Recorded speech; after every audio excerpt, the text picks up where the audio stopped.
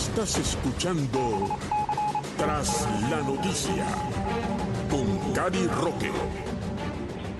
Qué bueno que están de regreso en nuestra segunda media hora en Tras la Noticia, y donde le damos, pues, Tom y yo, la más cordial bienvenida, como todos los viernes, a nuestro analista, politólogo y presidente, director y fundador del tanque de pensamiento Patria de Martí, Julio Sili.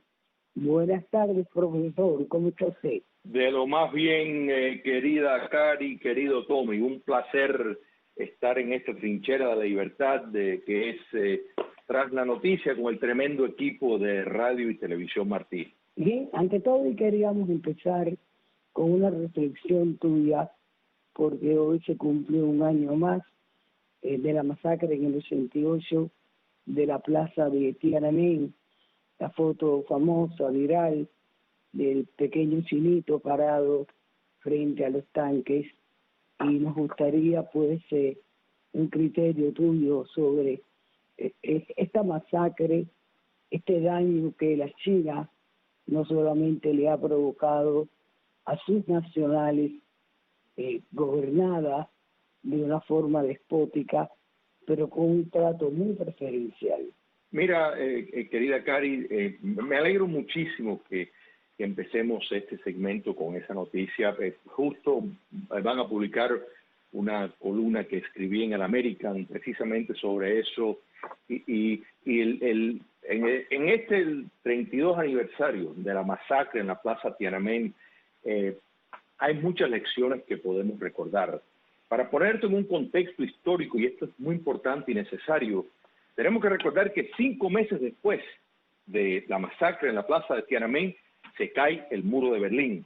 Quiere decir que había realmente este trágico evento, en cierto sentido, quedó opacado por lo que estaba ocurriendo en la Unión Soviética y en los satélites socialistas del bloque del Este, y hubo lecturas erradas por todas partes. En Tiananmen se consolidó el modelo dictatorial, lo que llamamos el modelo chino. En otras palabras, modelos dictatoriales que tienen economías híbridas, dirigidas por el Estado, pero con cierto enfoque de mercado, pero estando en manos aún del Estado, y una cúpula política leninista.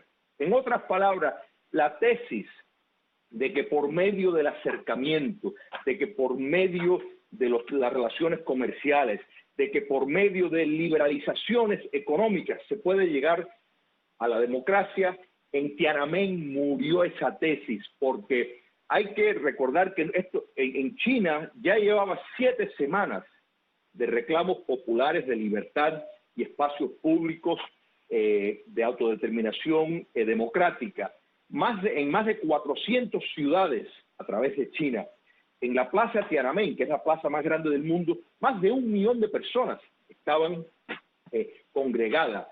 Y la dictadura comunista china utilizó batallones de élite para masacrar a más de 3.000 individuos. Y sabemos que son esas cifras porque información de la inteligencia soviética por personas que estuvieron trabajando en el gobierno de Mikhail Gorbachev, tuvieron acceso a esa información y logró sacarse al exterior.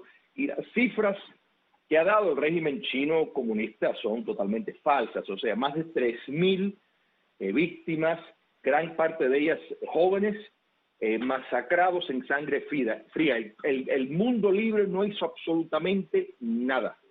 Todo lo contrario, lo que quedó consolidado con esa tragedia fue el modelo chino y la falsa impresión de que el capitalismo no puede coexistir con el comunismo como sistema.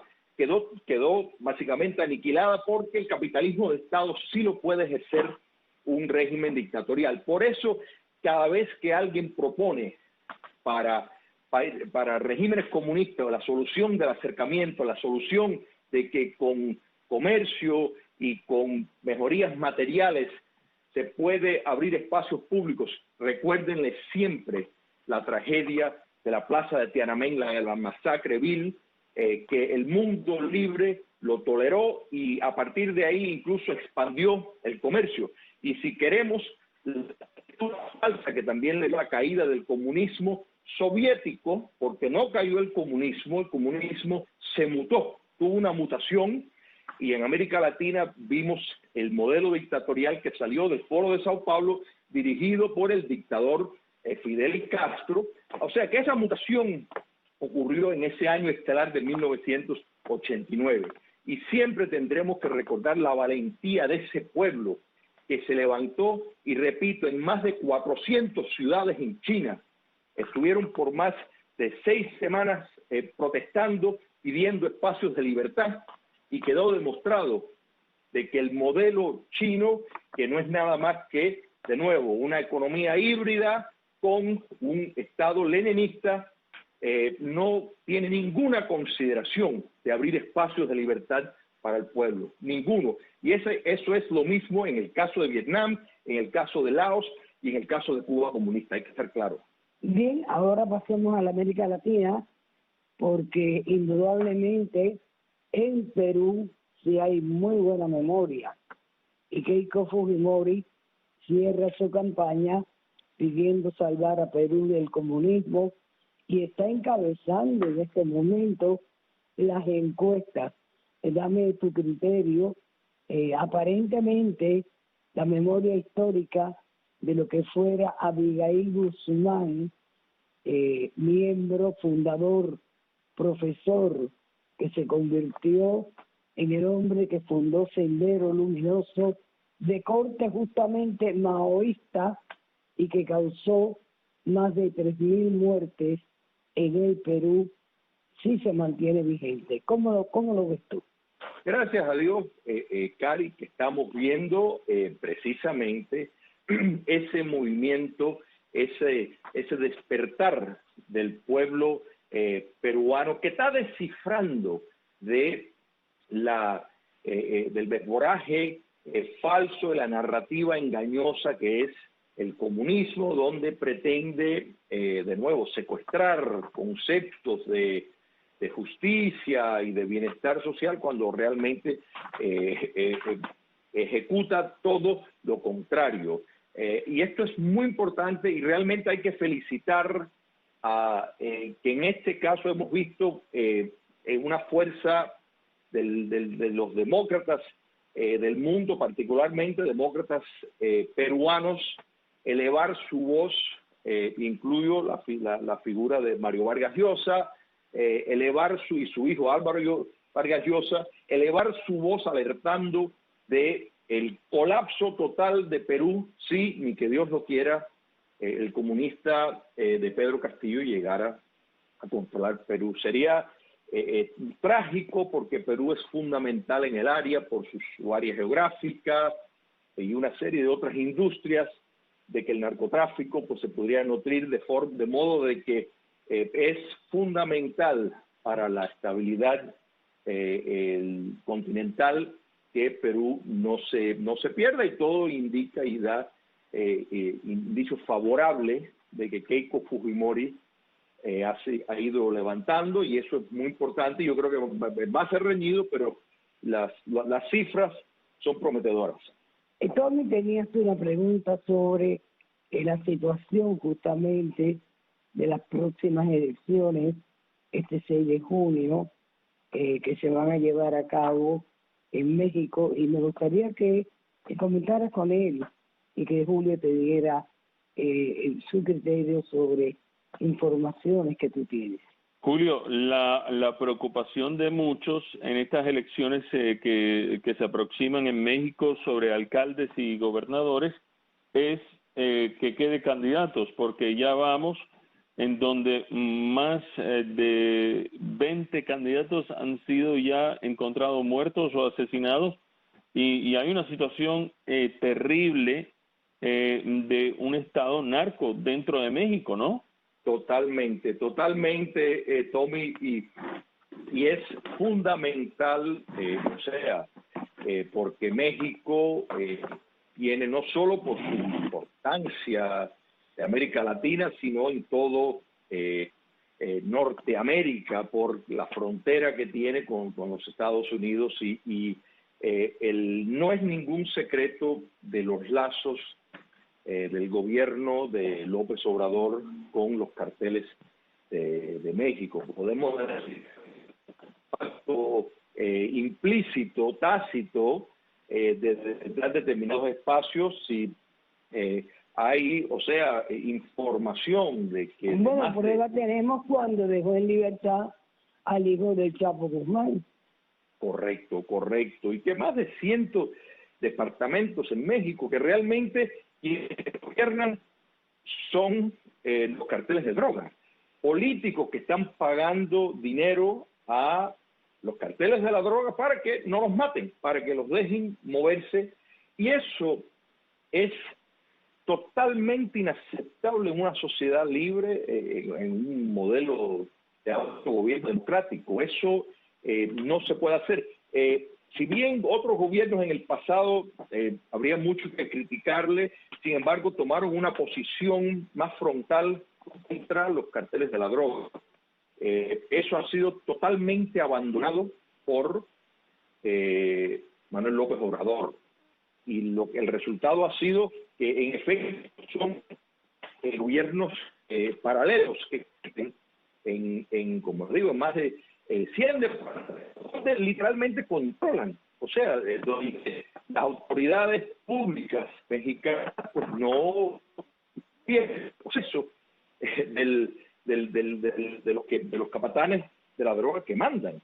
Entonces, al punto de nuevo que los políticos, los candidatos, los partidos abiertamente pues aportan donaciones para que les proteja. Estamos hablando de un crimen organizado a una escala nacional en gran parte del territorio mexicano. Eso es inaceptable y cuando las cifras dan el 90% de la droga que entra a los Estados Unidos entra por la frontera sur, eso se entiende por qué es posible. Y cuando vemos cómo regímenes dictatoriales, porque todo esto viene unido, de Cuba comunista con su colonia, utilizando su colonia muy particular venezolana para mezclarse con los carteles de droga mexicanos, su conexión con las FARC, es una industria que les provee una enorme cantidad de dinero, porque la droga produce una enorme cantidad de dinero,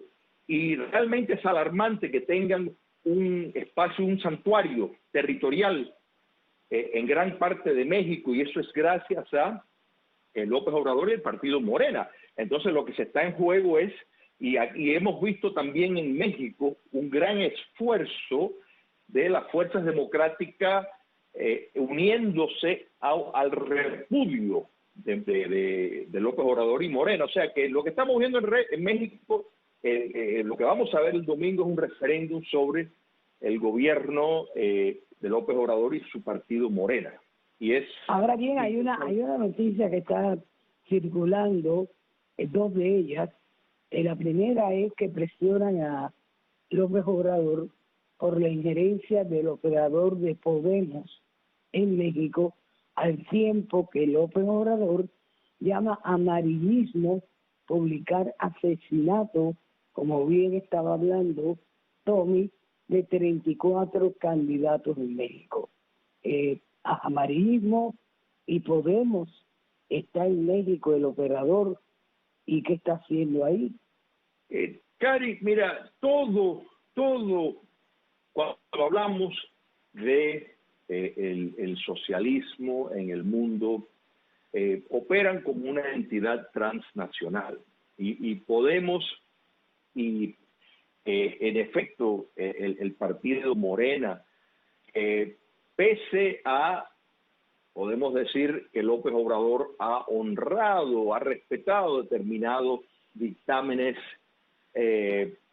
democráticos, o sea, no ha llevado el país con la rapidez que tal vez hubiera querido, y eso tiene mucho que ver, uno, la geografía, la frontera que tiene frente a un gobierno que ya previo que había anunciado claramente que no iba a tolerar una anarquía de narcotráfico, y dos, las Fuerzas Armadas Mexicanas que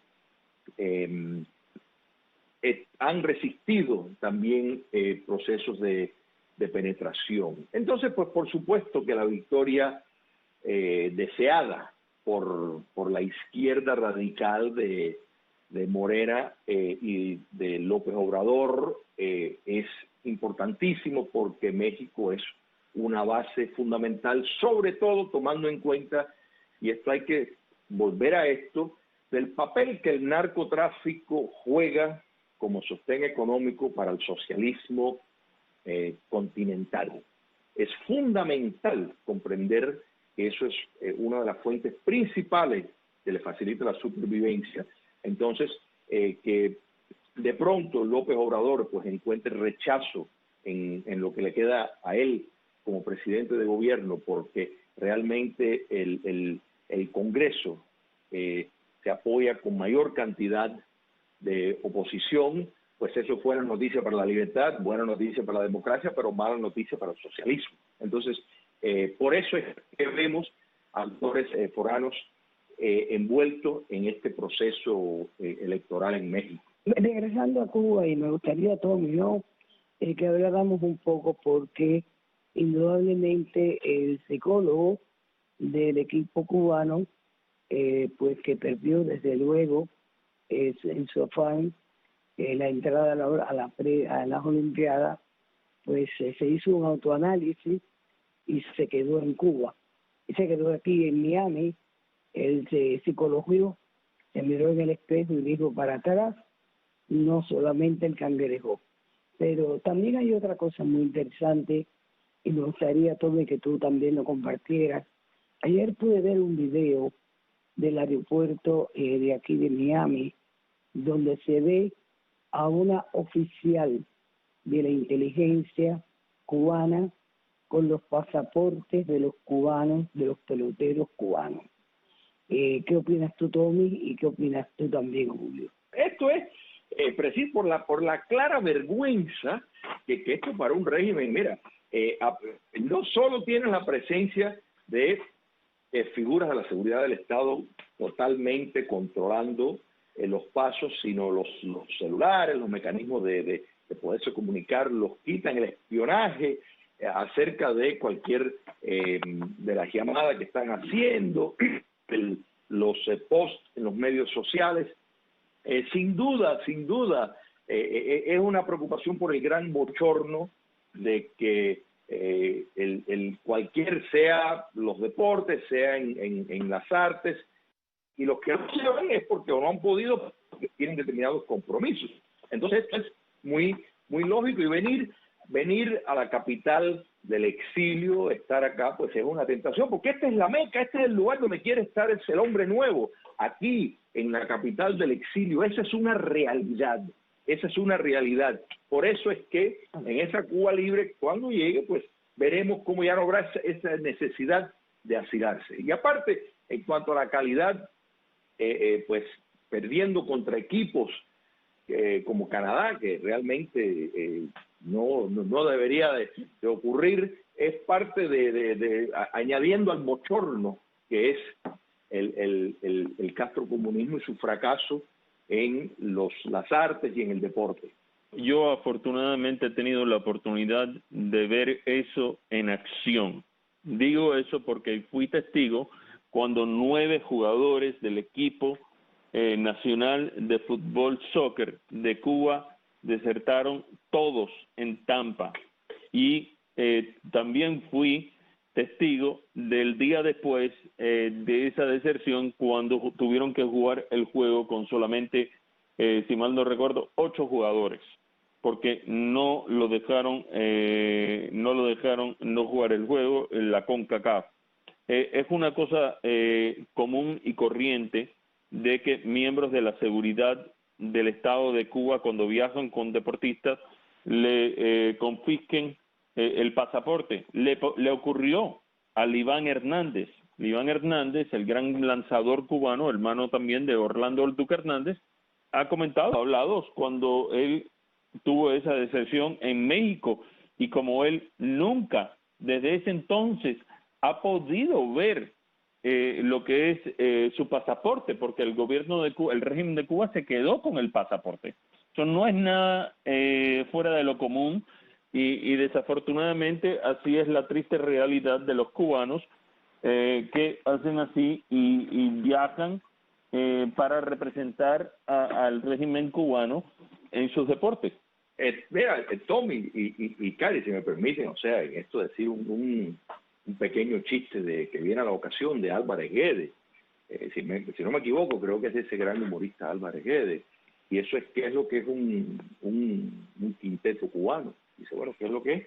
Una orquesta después de hacer un tour en el mundo libre. O sea, es lo que queda, porque todo el mundo quiere pues abandonar aquella oportunidad para salir. Quedan 5 lo que fue una orquesta completa. Y en el equipo de pelota, la presencia que tiene que haber para que el pequeño número no se le debería ni decir deserciones, porque realmente lo que busca son espacios de libertad. La gran deserción histórica la hizo la revolución castrista, que secuestró el poder político. Pero es que esto le hace un gran daño a la imagen que la dictadura cubana quiere proyectar. Y por eso es que utilizan todos los mecanismos que tienen a su alcance para que no suceda, pero es imposible estar, porque también si de pronto la imagen que proyecta, tener, digamos, como si fuera una cárcel en un país libre, a un equipo de pelota, es muy difícil que se filtre. Entonces pues tratan de disfrazarlo lo más. Y en ese simulacro, pues claro, siempre se logran filtrar. Y bienvenido, o sea, y a la tierra de libertad, a Cuba transportada, es lo que hay que decir, y unirse a la lucha por una Cuba libre. Y me gustaría mucho, Tommy, que tú despidieras a nuestro querido invitado en el día de hoy, y seguiremos con el dedo puesto en el renglón sobre todo lo que sucede alrededor del mundo, donde la prensa controlada no le permite al pueblo cubano conocer la realidad de lo que pasa. Adelante, Tommy. Así es, Caridad. Julio Chilin, analista político, fundador de Patria de Martí, muchas gracias por estar con nosotros en este programa de Tras la Noticia. Amigos, siempre pueden escucharnos vía radio y televisión Martí, y también visitar la página web radiotelevisiónmartí.com. Amigos, se despide ustedes por ahora, Tomás Regalado. Muy buenas tardes, les deseamos los dos.